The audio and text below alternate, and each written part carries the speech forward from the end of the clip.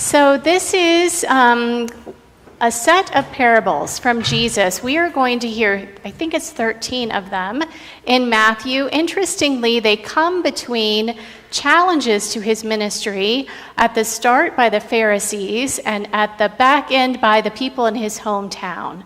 But he is speaking to the people who are following him and specifically to his disciples, whom, he has sent out. And I think part of this, as we discussed in Bible study this week, part of this challenge of when we go out and we try to sow things is it doesn't always work out, right? And in fact, we hear in this story today that 3/4 of the time it didn't work out. A 25% success rate. I think for most of us, we would feel like if we were doing things here at St. Luke's and it only worked out 25% of the time, we were failing.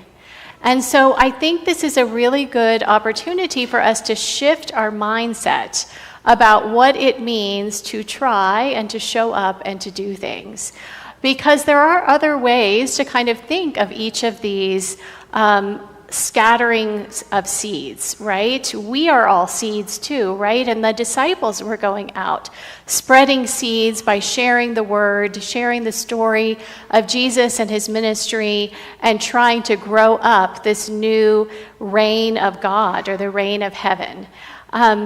And when I heard the story, of course, one of the first things I thought was, well, the birds certainly got to enjoy those seeds, so they didn't think of that as a failure, right? That was a pretty great success as far as those birds were concerned. And then thinking about the seeds that pop up where you don't want the seeds to be. I don't know about y'all, but sunflowers are among my very favorite flowers, and those tend to pop up where you have not planted them. They are in the cracks in the sidewalk. They're suddenly in your tomatoes. They're, driving down the road, there might be a field of them or some lonely, sad one in a median on the highway. And I don't think those are failures, right? Nobody went out and specifically probably sowed them. The birds probably helped with that. And then we hear about the seeds that just, take root for a little while.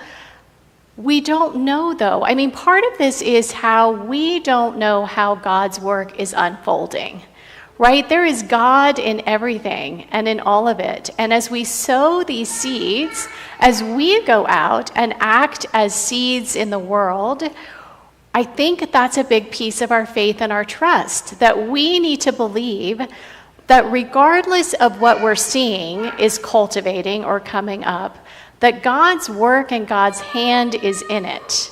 And so I have been finding some real hope in the world this week when I'm looking out and all I hear on the news seems like bad news and dire information. And, I hold my new granddaughter and I just think, what is going on? What is going to happen?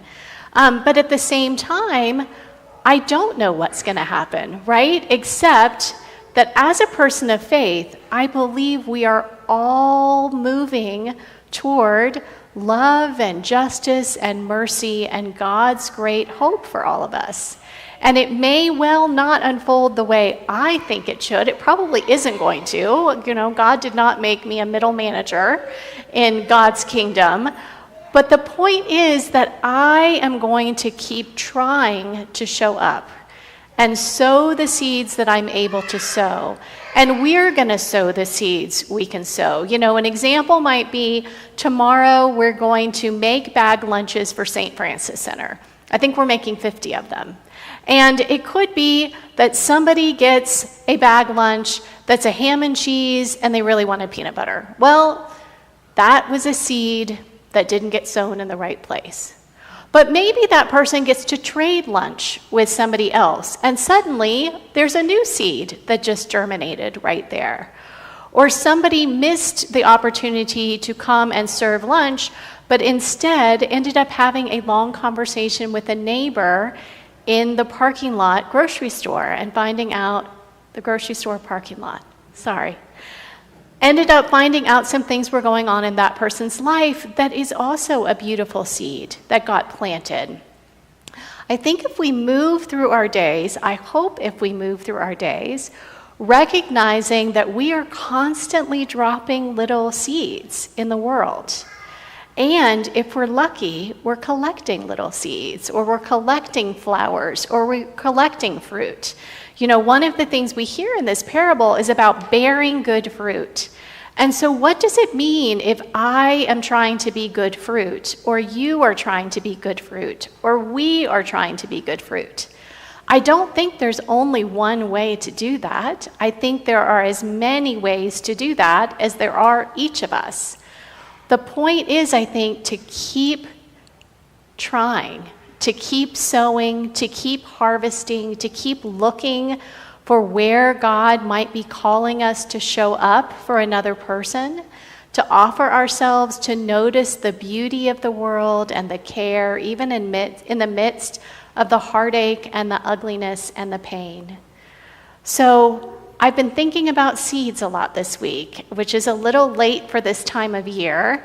And I'm really grateful that we have these metaphors so that we can continue to think about what is being planted, what is being really tended, what are we tending, and what someday soon do we hope to harvest, and how can we make sure that that is a beautiful gift of abundance to the world and to God's kingdom. Amen.